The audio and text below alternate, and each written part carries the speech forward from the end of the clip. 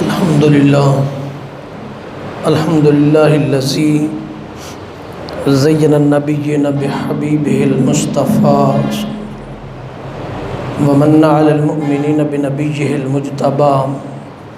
الصلاة والسلام علی سیدنا ومولانا محمد خیر الورى وعلى آلہ واصحابہ المتعدمین بالتقوى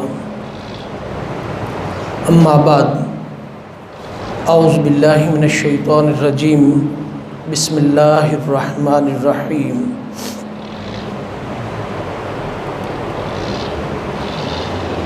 وَإِذْ أَخَذَ اللَّهُ مِيثَاقَ النَّبِيِّينَ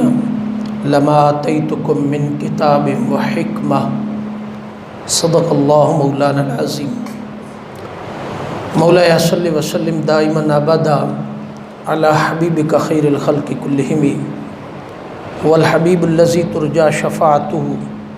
لکل حول من الاحوال مقتحم قابل صد احترام شرکائے خطبہ جمعہ، اللہ جل مجدہ کی ذات پاک کا لاکھ لاکھ شکر اور احسان عظیم ہے جس کی توفیق خاص کے ساتھ ہم نماز جمعہ کی اس بابرکت نشست میں شریک ہیں۔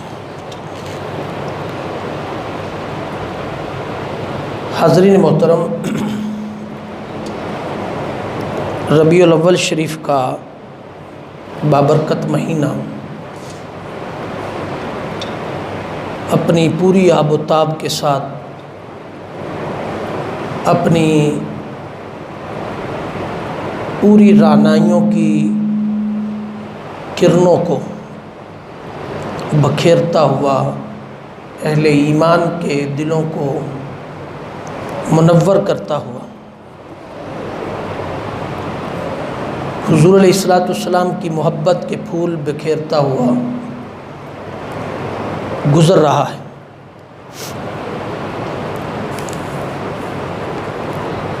اللہ رب العزت ہمیں حضور کے اس محبت بھرے ماہ پاک کی برکات سمیٹنے کی توفیق عطا فرمائے۔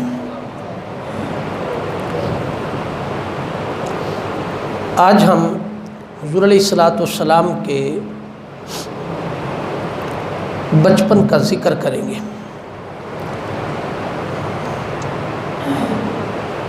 بچپن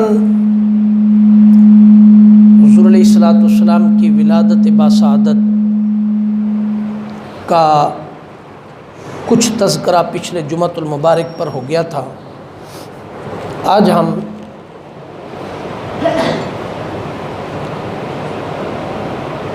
سیدہ حلیمہ سعدیہ رضی اللہ تعالیٰ عنہا کا کچھ تذکرہ کریں گے تفصیل کے ساتھ۔ سیدہ حلیمہ سعدیہ رضی اللہ تعالیٰ عنہا کا تذکرہ آئندہ جمعہ کریں گے۔ آج جو مرکز اور محور جو شخصیت حضور کے بچپن میں زیر تذکرہ ہوگی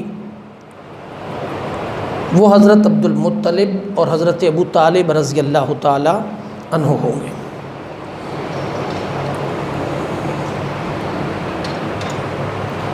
پہلی بات یہ ذہن نشین رہے کہ حضور علیہ السلام کا نور پاک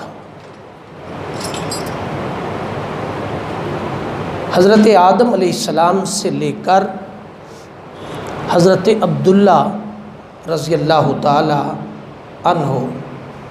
آپ کے والد گرامی تک یہ پاک اور طیب اور طاہر پشتوں میں منتقل ہوتا ہوا آیا ہے۔ یہ ایمان کا حصہ، اس بات کو سمجھنا اور اس پر ایمان رکھنا، کوئی دوسری رائے نہیں اس پر۔ جن پاک روحوں کے اندر پاک پشتوں میں حضور کا نور پاک منتقل ہوتا آیا، وہ خاندان بھی بڑی وجاہت والے بڑی عزت والے اور خاندانی نام و نسب والے اور اپنے خاندان کے اندر بڑا مقام رکھنے والے لوگ تھے۔ جن شخصیات کے اندر حضور علیہ الصلاۃ والسلام کا نور مبارک منتقل ہوتا رہا، وہ شخصیات، وہ پاک نفوس قدسیہ معاشرے کی ہر قسم کی برائی سے ہمیشہ پاک رہے، ہمیشہ پاک رہے۔ اس پر بہت سارے دلائل کی یا بہت ساری ثبوتوں کی ضرورت نہیں، اس لیے کہ یہ بات ہمیں خلاصتاً یاد رکھنی چاہیے کہ یہ ممکن ہی نہیں تھا کہ حضور علیہ الصلاۃ والسلام کا نور مبارک جس پشت میں منتقل ہو، اس شخصیت کے اندر یا اس خاندان کے اندر کہیں فسق و فجور یا معاشرے کی برائی ڈالی جاتی ہو۔ کر سب تھوڑی آواز ہے، اس معاشرے کے اندر برائی نہیں ہو، اس افراد میں سے، خاندان میں سے کسی کے اندر برائی نہیں ہو سکتی، یہ ہو ہی نہیں سکتا۔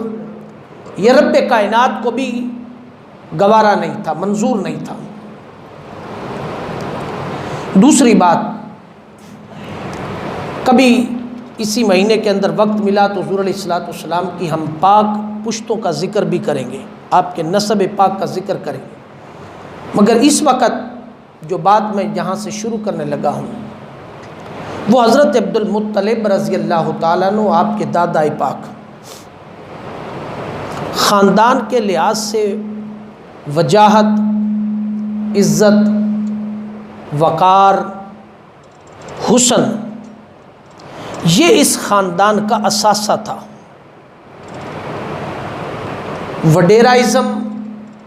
وڈیرائزم سے مراد کہ خاندانی روب دبدبا، بقیہ قبائل میں سے اس قبیلے کا روب سب سے زیادہ، حسن سب سے زیادہ، وجاہت اور عزت وقار سب سے زیادہ، مقام اور مرتبے میں بڑی اعلیٰ ظرفی جو تھی وہ اس خاندان کا حصہ تھی۔ حضرت عبد المطلب رضی اللہ تعالیٰ عنہ کہ لخت جگر حضرت عبداللہ رضی اللہ تعالیٰ عنہ، جن کے خاندان سے حضور نبی پاک صاحب الاولاق صلی اللہ تعالیٰ علیہ وسلم کی آمد ہوئی، سیدہ آمنہ خاتون رضی اللہ تعالیٰ عنہ آپ کی والدہ گرامی، یہاں تک یہ بات دوسری ذہن نشین رکھنی۔ ایک تو میں نے عرض کیا کہ پاک نسبوں میں پاک نور منتقل ہوتا آیا تو وہ معاشرے کی ہر قسم کی برائی سے وہ خاندان، وہ نفوس قدسیہ پاک رہے۔ دوسری بات، اس پر بے شمار دلائل موجود ہیں۔ کر سب کیا بات ہے آج، اس کو تھوڑی آواز کم کر دیں ہیں؟ تو فرمایا کہ یہ بات ائمہ محدثین نے بڑی شر و بس کے ساتھ بیان کی ہے، اس پر بے شمار دلائل دیے، بے شمار دلائل اس پر موجود، بہت ساری بحث اس پر موجود ہے، مگر خلاصہ یہ ہے، چونکہ آج کا یہ موضوع نہیں ہے، خلاصہ یہ ہے کہ اگر حضور علیہ الصلاۃ والسلام کے والدین سے پہلے پاک نسبوں میں آنے والا نور حضور علیہ الصلاۃ والسلام کا، وہ ان خاندانوں کو ہر قسم کی برائی اور مسائل سے پاک کرتا رہا، تو یہ ہم نے کیسے عقیدہ کر لیا کہ حضور علیہ الصلاۃ والسلام کے والدین مسلمان نہیں تھے؟ یہ سوچ انسان کو گمراہی کی طرف لے جاتی ہے کہ ہم کس ذات اور کس شخصیت کے متعلق یہ نظریہ اور سوچ رکھتے ہیں۔ یہ ممکن نہیں تھا۔ والدین کریمین آپ علیہ الصلاۃ والسلام کے ملت ابراہیمی حضرت ابراہیم علیہ الصلاۃ والسلام کے دین پر تھے، اور پھر آقا علیہ الصلاۃ والسلام نے اپنی امت میں اپنے والدین کو بھی شامل فرمایا۔ اس سے چونکہ موضوع نہیں ہے اس پر اتنی صرف بات بتانا مقصود ہے کہ کبھی بھی انسان کو اس طرح کے ذہنوں کے اندر سوالات کبھی پیدا نہیں ہونے چاہیے، یہ ایمان کو برباد کرتے ہیں، تباہی کی طرف لے جاتے ہیں۔ دوسرے نمبر پر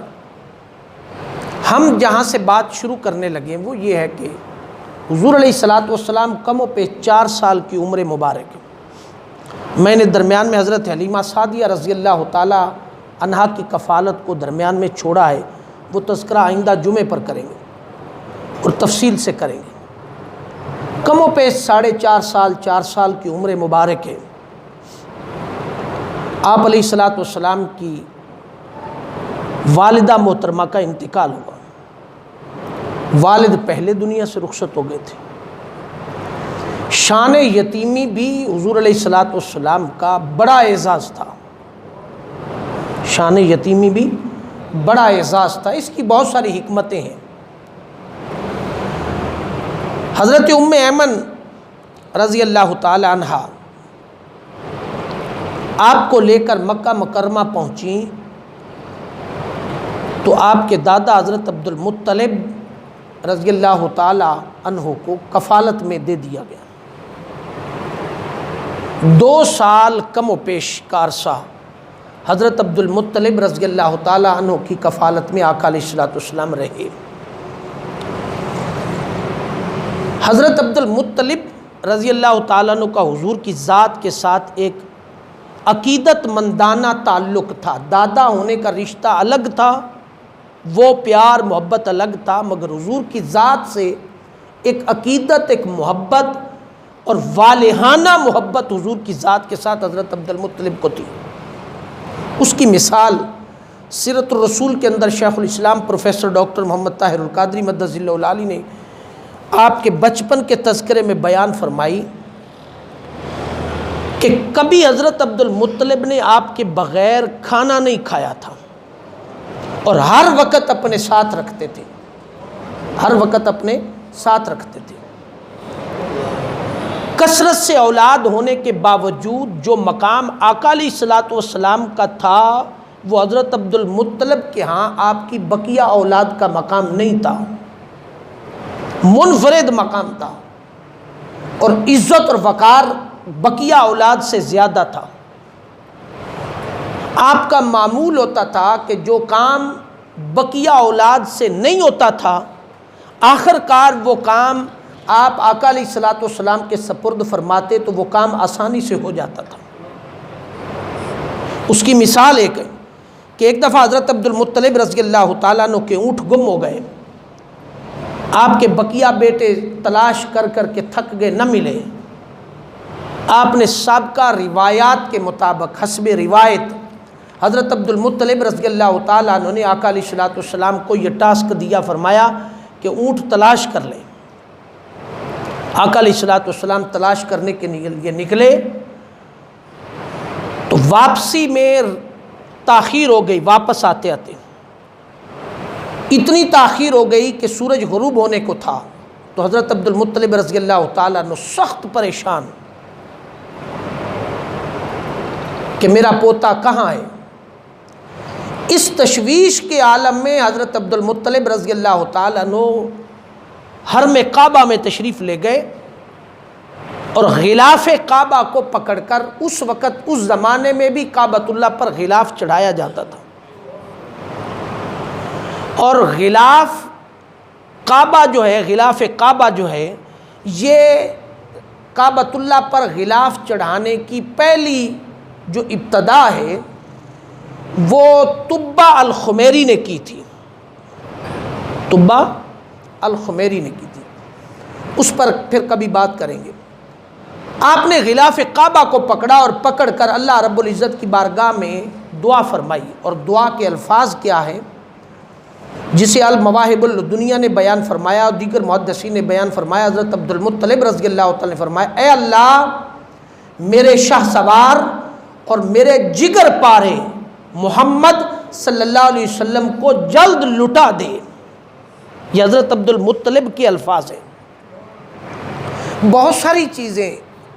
حقائق اور تاریخ اور سیرت کو پڑھنے سے واضح ہوتی ہیں۔ ذہنوں کے اندر جو پراگندگی ہوتی ہے اس کا ازالہ مطالعے سے ہوتا ہے، پڑھنے سے ہوتا ہے۔ سن کر کے اپنے تخیلات اور نظریات اور فکر کو بنانے سے کبھی بھی اشکالات کا ازالہ نہیں ہوتا، وہ بڑھتے ہیں۔ اگر محبت اور پیار نہ ہوتا، تعلق نہ ہوتا تو یہ جملے کبھی بیان نہیں ہوتے۔ فرمایا اے اللہ میرے شاہ سوار اور جگر پارے محمد صلی اللہ علیہ وسلم کو لٹا دے۔ اے رب کریم انہیں بھیج دے، اپنے ناچیز بندے پر احسان کر اے مولا، میں پریشان ہوں، احسان کر مجھ پر کہ میرے پوتے کو واپس لٹا دے۔ اسی اسنا میں آپ آہ و زاری میں طواف میں مصروف ہو گئے، حضرت عبد المطلب رضی اللہ تعالیٰ عنہ طواف میں مصروف ہو گئے۔ طواف کے دوران اطلاع ملی کہ اونٹ بھی واپس آ گئے ہیں اور محمد صلی اللہ تعالیٰ علیہ وسلم بھی تشریف واپس لائے ہیں۔ پوچھا، فرمایا کیا بات ہوئی؟ فرمایا کچھ تاخیر ہو گئی تلاش کرنے میں، اس لیے آتے ہوتے تھوڑا دیر ہو گئی۔ آپ نے فرمایا دسترخوان لگاؤ۔ دسترخوان لگا کر کے آقا علیہ الصلوۃ والسلام کو ساتھ بٹھا کر کے کھانا کھلایا، اور حضرت عبد المطلب کا معمول ہوتا تھا کہ پاس بٹھا کر کے آپ کی پشت مبارکہ پر، کمر مبارکہ پر، آپ کی پشت مبارکہ پر کثرت سے آپ ہاتھ پھیرتے، شفقت فرماتے، محبت کا اظہار کرتے اور پاس بٹھا کر کے چہرہ اقدس کو دیکھتے رہتے تھے۔ یہ حضرت عبد المطلب کا معمول تھا۔ دوسرا معمول تھا کہ ہمیشہ حرم کعبہ کے اندر ایک مسند لگتی تھی، حرم کعبہ پر ایک مسند لگتی تھی، تاج بچھایا جاتا تھا، تخت پوش بچھایا جاتا تھا، بڑی اعلی شان کارپیٹ قالین اس پر بچھائے جاتے تھے۔ وہ مسند اس خاندان کی روایت تھی کہ لگتا تھا، اور اس پر صرف آقا علیہ الصلوۃ والسلام سے پہلے حضرت عبد المطلب کی اولاد بیٹھتی، آپ بیٹھتے۔ مگر جب آقا علیہ الصلوۃ والسلام آپ کی کفالت میں آ گئے تو پھر حضرت عبد المطلب نے منع کر دیا کہ اس مسند پر سوائے میرے پوتے محمد صلی اللہ علیہ وسلم کے سوا کوئی نہ بیٹھے، کوئی نہ بیٹھے، صرف آقا علیہ الصلوۃ والسلام اس مسند پر تشریف فرما دیں۔ اور لوگ دائیں بائیں بیٹھتے، اور آپ کے بقیہ اولاد وہ بھی دائیں بائیں بیٹھتی، نیچے بیٹھتی۔ ایک دن آپ حضرت عبد المطلب رضی اللہ تعالیٰ عنہ کا ایک پادری بڑا دوست تھا، اس کے ساتھ بڑا یارانہ تھا، وہ بھی ایک دن آ کر کے اس مجلس میں بیٹھ گئے جبکہ ابھی آقا علیہ الصلوۃ والسلام تشریف نہیں لائے تھے۔ آقا علیہ الصلوۃ والسلام ابھی تشریف نہیں لائے۔ اس نے حضرت عبد المطلب کو کہا کہ ایک نوجوان پیدا ہوا جس کی عمر اتنی ہے، وہ نبی ہوگا، اس کی بہت سارے اوصاف حمیدہ بیان فرمائے۔ اسی اسنا میں آقا علیہ الصلوۃ والسلام تشریف لے آئے۔ جب آقا علیہ الصلوۃ والسلام تشریف لے آئے تو آقا علیہ الصلوۃ والسلام جب اس مسند پر تشریف فرما ہوئے تو جو ہی اس کی نگاہ پڑی تو اس نے حضرت عبد المطلب کو فرمایا کہ یہی وہ نبی ہیں جن کا ذکر ہم نے تورات میں پڑھا تھا، یہی وہ بچہ، ان کی آنکھوں میں بڑی تیزی ہے، نور ہے، چمک ہے، جو کچھ ہم نے تورات میں پڑھا تھا وہ سب کچھ ہم نے اس کے اندر دیکھ لیا ہے۔ مگر اس نے حیرت سے پوچھا کہ تورات میں لکھا تھا کہ وہ جو بچہ ہوگا وہ یتیم ہوگا، وہ یتیم ہوگا۔ تو حضرت عبد المطلب رضی اللہ تعالی نے فرمایا یقیناً یہ بچہ یتیم ہے کہ اس کے ماں باپ دنیا سے رخصت ہو گئے ہیں اور میرا پوتا ہے، حضرت عبد المطلب نے فرمایا میرا پوتا ہے، اس کی والدہ کا نام آمنہ اور باپ کا نام حضرت عبداللہ تھا۔ فرمایا وہ دونوں وفات پا گئے۔ جو ہی فرمایا کہ وہ وفات پا گئے ہیں، اس پادری نے کہا اے عبد المطلب اس معصوم بچے کو ہمیشہ یہود سے بچا کے رکھنا، یہی وہ نبی آخر الزماں ہے، آپ خوش قسمت ہیں کہ آپ کے گھرانے اور خاندان کے اندر یہ پیدا ہوئے ہیں۔ فرمایا یہ آپ کے لیے بڑی عزت اور شرف کی بات ہے۔ جو ہی پادری نے یہ بات کہی تو بعض اوقات آپ کبھی گھر میں بیٹھے ہو نا، تو کوئی اولاد کے بقیہ بچے بھی بیٹھے ہوں، تو ایک اچھا بچہ بڑا لائق ہو نا، تو کوئی اس کی تعریف کر رہا ہو تو ماں باپ اس کی طرف اشارہ کر کے کہتے ہیں کہ بقیہ کو دیکھتے ہیں کہ دیکھو اس کی تعریف ہو رہی ہے، تم بھی اس کی تعریف کرو، عزت کرو کہ یہ بڑا لائق ہے۔ جو ہی اس پادری نے اوصاف حمیدہ کو بیان فرمایا تو حضرت عبد المطلب نے بقیہ اولاد کی طرف اشارہ کر کے فرمایا اپنے بتیجے کے، اپنے جو بیٹے تھے فرمایا ان کو فرمایا اپنے بتیجے کا ہمیشہ خیال رکھو، اور فرمایا اس کو دوسروں کے سامنے اس کی عزت اور توقیر بیان کرنا، اور فرمایا یہ بڑی عزت اور شرف والا میرا پوتا ہے، اس کا خیال رکھنا، بقیہ کو نصیحت فرمائی۔ حضرت عبد المطلب رضی اللہ عنہ الغرض کم و پیش 2 سال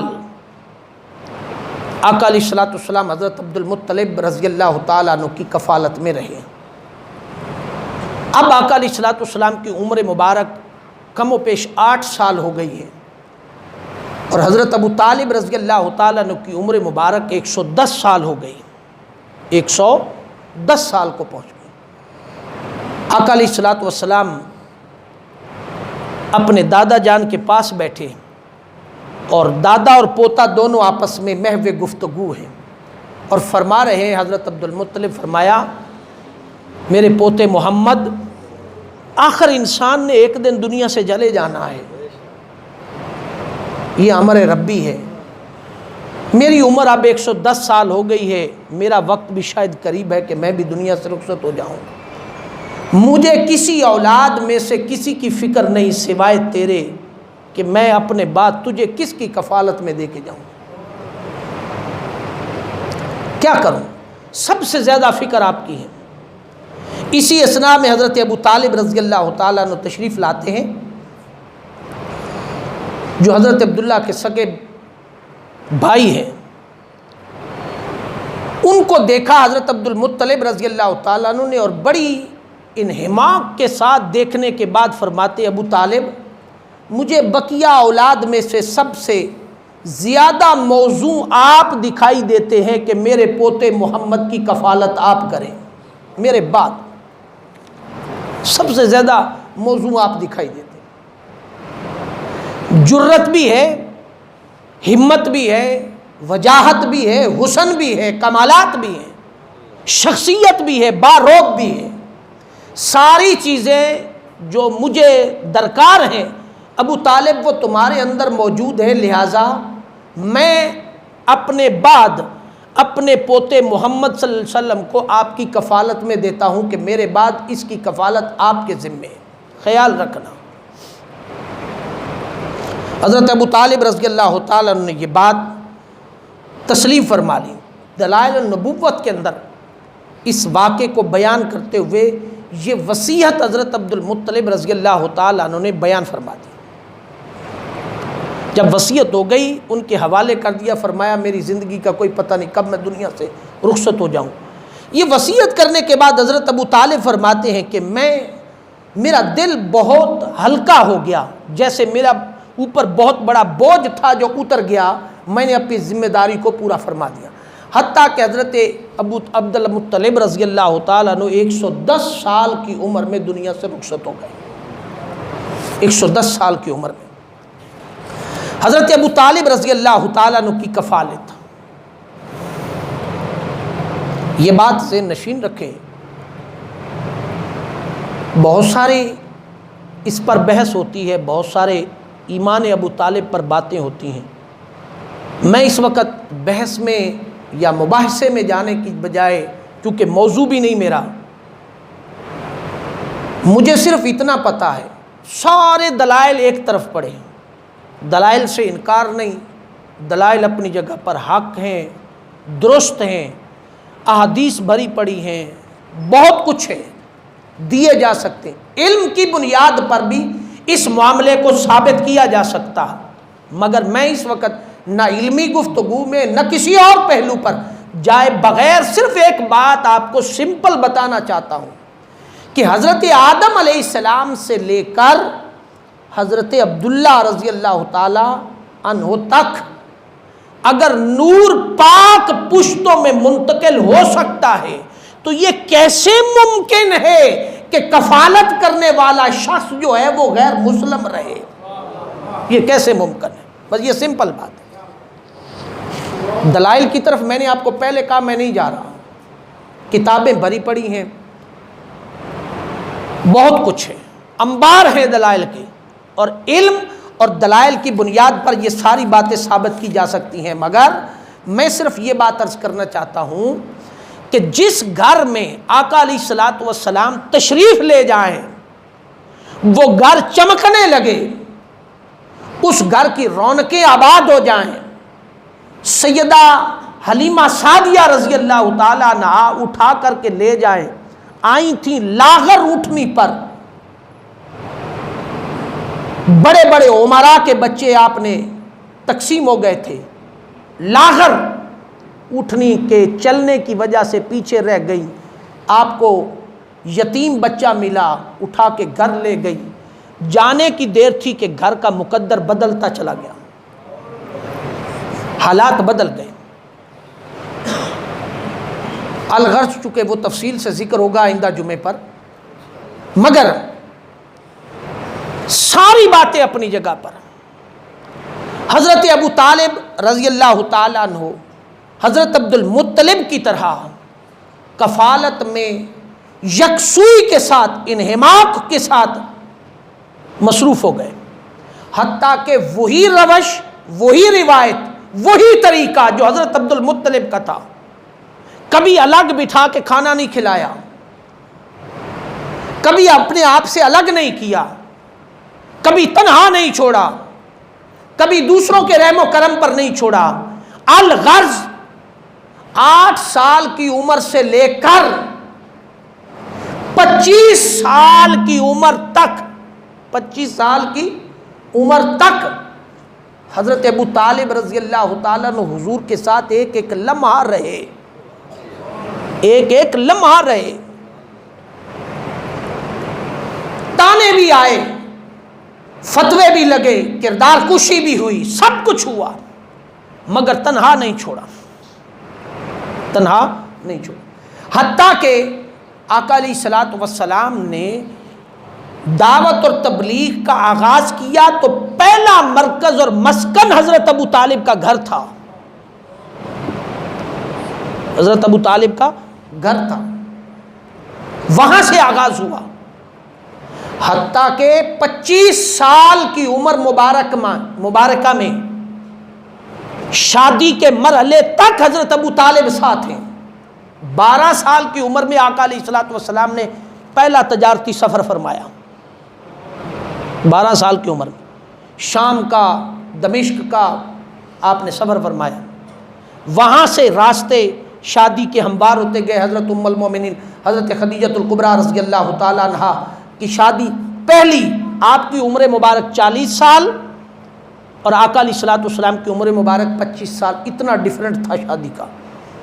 مگر یہاں ایک نقطہ اخذ ہوتا ہے، وہ یہ کہ آقا دو جہاں صلی اللہ تعالیٰ علیہ وسلم نے بیوہ خاتون کے ساتھ شادی کر کے امت کو سبق دیا کہ میں یتیم پیدا ہوا ہوں اور مسکینوں اور بیواؤں اور یتیموں کا سہارا بن کر آیا ہوں۔ یہ پہلا میسج حضور کی سیرت کا۔ پھر آقا علیہ الصلوۃ والسلام کا جو بچپن تھا، آقا علیہ الصلوۃ والسلام انتہائی سنجیدہ شخصیت کے مالک تھے، انتہائی سنجیدہ شخصیت کے مالک تھے۔ بچوں کے ساتھ باہر کھیلنے جاتے، باہر جاتے، گراؤنڈ کی طرف جاتے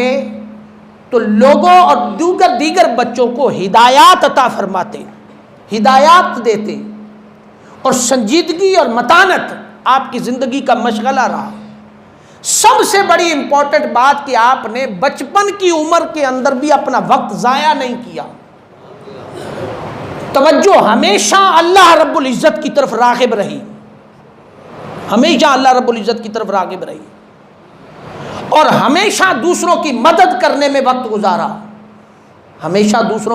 دوسروں کے ساتھ مدد کرنے میں وقت گزارا۔ حضرت ابو طالب رضی اللہ تعالیٰ فرماتے ہیں کہ میں کثرت اولاد ہونے کی وجہ سے تنگ دست تھا، میرے گھر میں بڑی غربت تھی میرے گھر میں، اتنی غربت تھی کہ اگر مجھ سے پوچھا جاتا کہ محمد صلی اللہ علیہ وسلم کو اپنی کفالت میں لوگے تو میں اپنے والد گرامی کو صاف انکار کر دیتا کہ میں مزید پرورش نہیں کر سکتا، مگر حکم تھا، میں نے اس پرورش کو قبول فرما لیا اپنی سعادت سمجھ کے کہ میرا یتیم بھتیجا۔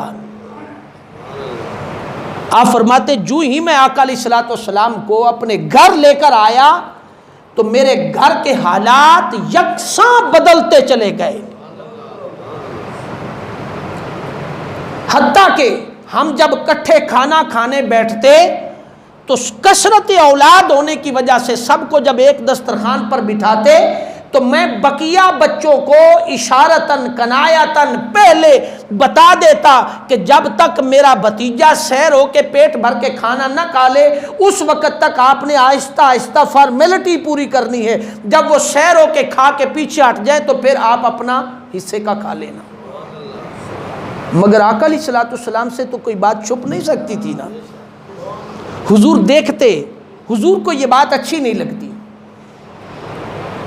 حضور علیہ الصلوۃ والسلام بھی اسی طریق کے ساتھ آہستہ آہستہ کھانا تناول فرماتے۔ جب آپ نے دیکھا کہ ہدایات ملی ہوئی ہے تو آپ نے ایک دن اپنے چچا کو بتایا، فرمایا چچا جان ایسا مت کیا کریں، یہ میری عزت اور شان کے مطابق نہیں ہے، فرمایا آپ دسترخوان پر بیٹھ کر کے سیر ہو کر کے کھایا کریں، کبھی آپ کی کمی نہیں آئے گی، آپ اپنی غربت اور تنگ دستی کو ہمیشہ کے لیے چھوڑ دیں۔ حضرت ابو طالب فرماتے ہیں کہ ہم جب کٹھا بیٹھ کے کھانا کھاتے تو کثرت اولاد ہونے کی وجہ سے سب پیٹ بھر کے کھانا کھاتے تو کھانا اکثر بچ جاتا تھا۔ یہ حضور علیہ الصلوۃ والسلام کی آپ فرماتے مکہ کی سرزمین پر قحط پڑ گیا، مکہ کی سرزمین پر خشک سالی ہے، قحط پڑ گئی، حتیٰ کہ ہر کسی نے کہا کہ لات و عزا اور ان بتوں کو پوجا کی جائے، کوئی منت مانی جائے تاکہ بارش نازل ہو، سب حربے استعمال کر لیے، مگر قحط اتنا پڑ گیا کہ زندگی اور موت کی کیفیت پیدا ہو گئی، حتیٰ کہ کسی ورقہ بن نوفل جیسے شخصیت نے آ کر کے کہا لوگو بنو قریش کے پاس چلے جاؤ، ملت ابراہیمی کے پاس چلے جاؤ، ابراہیم کی اولاد میں سے چلے جاؤ، ان کے پاس جا کر کے کہو، اس لیے کہ وہاں آج کل بڑی برکات ہیں، ان کے پاس جا کر کے کہو، انہیں کہو وہ دعا کرے تو شاید حالات اور سنور جائیں۔ تو سارے لوگ اکٹھے ہو کر کے حضرت ابو طالب کے پاس آئے، سرداران مکہ قریش کے سرداروں کے پاس آئے، حضرت ابو طالب کے پاس جب آئے تو آپ نے وہ ساری بات اسی طرح مان لی، اور ماننے کے بعد آپ نے فرمایا میں بھی دعا کرتا ہوں، آؤ میرے ساتھ چلو۔ اب سب کفار کو لے کر کے مکہ کی سرزمین پر حرم کعبہ میں داخل ہوئے۔ جب حرم کعبہ میں بقیہ لوگ بھی موجود ہیں کہ آج قریش کے سردار دعا فرمائیں گے، قحط سالی دور ہوگی، جب حضرت ابو طالب مکہ حرم میں داخل ہوئے تو آپ کی انگلی کے ساتھ ایک خوبرو نوجوان تھا جس کا چہرہ والضحیٰ کی طرح حشاش بشاش تھا، سفید روشنی کی کرنیں پھوٹ رہی تھی، واللیل کی زلفیں تھیں، بڑا عجیب کیفیات جب انہوں نے دیکھی، ایسے لگتا تھا کہ بادل کے پیچھے سے چراغ نکلا ہے، سورج نکلا ہے، نور نکلا ہے جس نے پوری کائنات کو روشن کر رکھا ہے، دن کا وقت ہے پھر بھی ایسے لگتا ہے کہ دن کی روشنی ماند ہے، حرم کی روشنی سب سے زیادہ ہے۔ حتیٰ کہ حضرت ابو طالب رضی اللہ تعالیٰ عنہ فرماتے ہیں کہ میں نے اپنے بھتیجے کو ساتھ لیا اور ساتھ لینے کے ساتھ ہی فرمایا کعبہ کا غلاف پکڑا اور میں نے غلاف پکڑا اور آقا علیہ الصلوۃ والسلام اپنے بھتیجے محمد صلی اللہ علیہ وسلم کو کعبے کی دیوار کے ساتھ لگا دیا، کمر جو تھی وہ دیوار کے ساتھ لگا دی، چمٹا دیا ساتھ، جو ہی چمٹا دیا اور چمٹ گئے آقا علیہ الصلوۃ والسلام ایسے دیوار کے ساتھ لگ کے چمٹ کے کھڑے ہیں۔ جب کھڑے ہیں تو اس کے بعد حضرت ابو طالب رضی اللہ تعالیٰ عنہ نے اللہ رب العزت کی بارگاہ کے اندر دعا فرمائی، اور دعا کیا فرمائی؟ دعا فرمائی کہ اے اللہ اس میرے بھتیجے محمد صلی اللہ علیہ وسلم کے واسطے سے اے اللہ ہمارے اوپر اپنی بارش کی رحمت کی نازل فرما تاکہ ہماری قحط سالی دور ہو جائے۔ سبیل الہدا اور سیرت الرسول شیخ الاسلام ڈاکٹر محمد طاہر القادری مدث اللہ العالی نے فرمایا کہ جب آپ نے دعا فرمائی تو تھوڑی ہی دیر کے بعد ایسے لگتا تھا کہ ہر طرف سے کوئی پکڑ پکڑ کر بادلوں کو لا رہا ہے۔ تھوڑی دیر کے بعد حرم کعبہ کے اوپر بارش چھما چھم برسنے لگی، بادل جمع ہو گئے، اتنی بارش برسی کہ پورے مکہ کی سرزمین جل تل کرنے لگی، قحط سالی ختم ہو گئی۔ پھر حضرت ابو طالب فرماتے ہیں کہ کچھ ہی دنوں کے بعد ہر طرف سبزہ ہی سبزہ اگایا، جانور سیراب ہونے لگے ہر طرف۔ ایک یہ واقعہ، دیگر بہت شمار بے شمار واقعات ہیں۔ میرا سوال پھر یہی ہے، میں ان نوجوانوں کے ذہن کو صاف کرنا چاہتا ہوں جو ابھی اس طرف جا رہے ہیں۔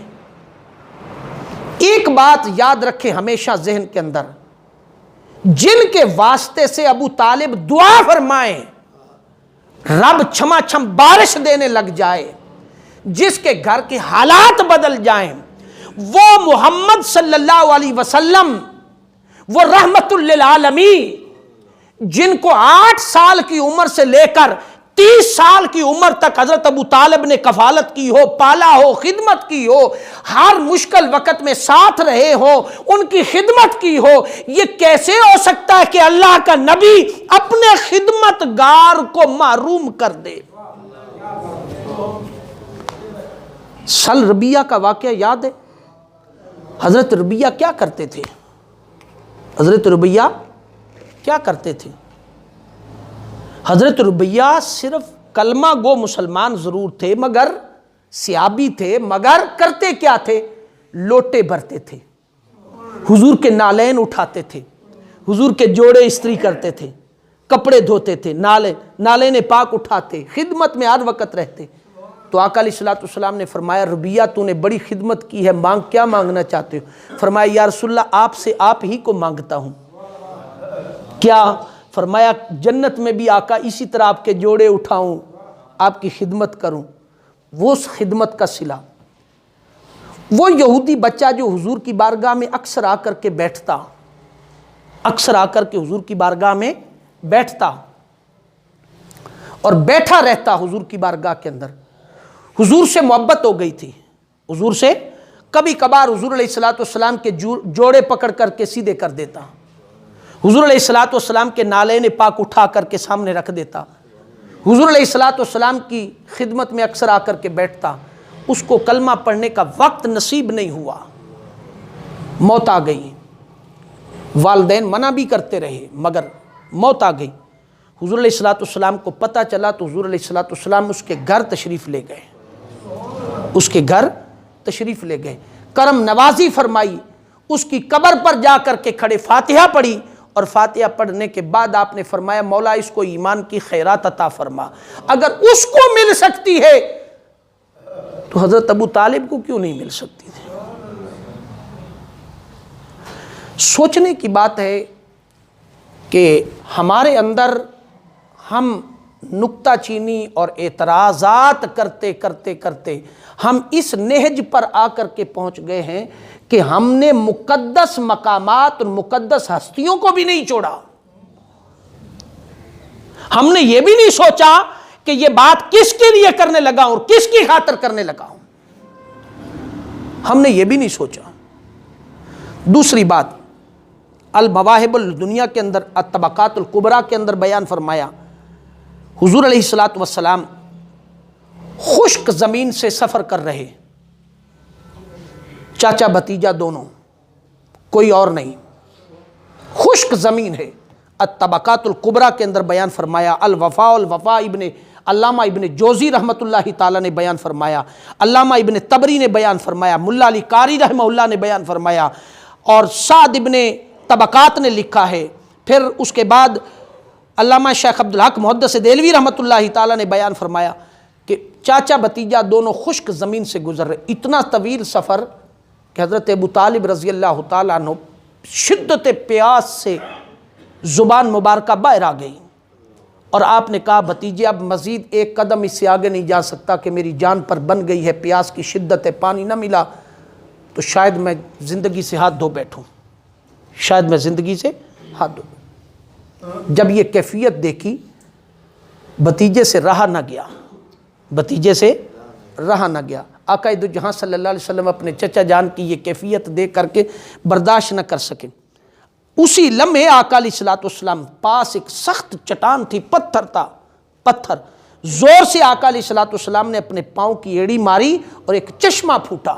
اور چشمہ جو پھوٹا وہ میٹھا بھی تھا اور ٹھنڈا بھی تھا۔ وہ چشمہ جو پھوٹا تو پانی بھر کر کے آپ نے حضرت ابو طالب کو پلایا اور فرمایا چچا جان خوب سیراب ہو کر کے پی لے۔ اتنے سیراب ہو کر کے پیا، اتنا سیراب ہو کر کے پیا، حضرت ابو طالب رضی اللہ تعالیٰ نے دیکھا، جب ہوش آئی تو فرمایا یہ پانی کہاں سے آیا؟ فرمایا سنگلاخ پہاڑوں کی اس چٹان سے پانی ہم نے نکالا ہے۔ فرمایا اگر حضرت اسماعیل اپنی معصوم اور ننھی ایڑیوں سے پانی آب زمزم پیدا کر سکتا ہے تو وجہ تخلیق کائنات کی ایڑی سے پانی پیدا نہیں ہو سکتا؟ پانی پیدا نہیں ہو سکتا۔ یہ کائنات کا وجود حضور کی ذات کے ساتھ ہے، تو جو پانی ایڑی مار کر کے چچا کو پانی پلا سکتے ہیں تو وہ چچا ایمان کی دولت سے محروم چلے جائے۔ کبھی بات کرتے ہوئے تاریخ اور ہسٹری کو اور سیرت کو پڑھ لیں تو میرا خیال ہے کہ ہم کبھی ڈگمگائیں نہیں۔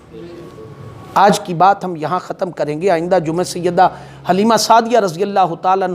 عنہا کا ذکر کریں گے۔ خلاصہ کلام یہ کہ حضور علیہ الصلوۃ والسلام کا بچپن جو تھا وہ بھی حسین تھا، وہ بھی خوبصورت تھا، وہ بھی امت کے لیے ہدایت تھا، وہ بھی امت کے لیے رہنمائی تھا۔ امت کو ہمیشہ آپ کے بچپن سے بھی ہدایات ملی ہیں۔ کیوں کہ پیدا ہوتے ہی کہہ دیا امتی امتی، پیدا ہوتے ہی امت کو یاد فرمایا۔ اعلیٰ حضرت فاضل بریلوی رحمۃ اللہ تعالیٰ نے فرمایا تھا پتلی پتلی گلیں قدس کی ہیں پتیاں، پتلی پتلی گلیں قدس کی ہیں پتیاں، ان لبوں کی نزاکت پہ لاکھوں سلام، جنہوں نے پیدا ہوتے ہی امت کو یاد فرمایا، امت کی بہتری کے لیے فرمایا۔ جو حضور کی بارگاہ میں آ گیا، حضور سے چمٹ گیا، چاہے وہ حضور کا بچپن تھا، چاہے جوانی تھی، چاہے حضور علیہ الصلوۃ والسلام کی 25 سال کے بعد کی عمر تھی، جس نے بھی حضور کی بارگاہ میں آیا اس نے ہدایت پائی۔ تو دوستان محترم، بچپن بھی حضور کا حسین و جمیل تھا۔ پھر اعلیٰ حضرت فاضل بریلوی رحمۃ اللہ تعالیٰ نے ایک اور مقام پر بھی فرمایا جس طرف اٹھ گئی دم میں دم آ گیا، جس طرف اٹھ گئی دم میں دم آ گیا، اس نگاہ عنایت پہ لاکھوں سلام۔ وہ نگاہ جس طرف اٹھ جاتی تھی، وہ جس طرف حضور گزرتے تو درخت بھی آپ پر سلام پڑھتے، درخت سلام پڑھ سکتے ہیں بے زبان، جو زبان اور انسان کے روپ میں حضور کا ہاتھ پکڑ کے ساتھ چل رہا ہے، کیا وہ کلمہ نہیں پڑھ سکتا؟ کیا وہ کلمہ نہیں پڑھ سکتا؟ کیسے حضور علیہ الصلوۃ والسلام نے برداشت کیا، اور کیسے حضور علیہ الصلوۃ والسلام نے کہ جنہوں نے ساری زندگی جہاں سے اسلام کی تبلیغ کی روح پھوٹی، تبلیغ کا آغاز ہوا جس گھر سے، جو مرکز بنا، سو دوستان محترم حضور علیہ الصلوۃ والسلام کے بچپن کے صدقے سے اللہ رب العزت ہمیں حضور کی محبت کی خیرات عطا فرمائے۔ وما علینا الا البلاغ۔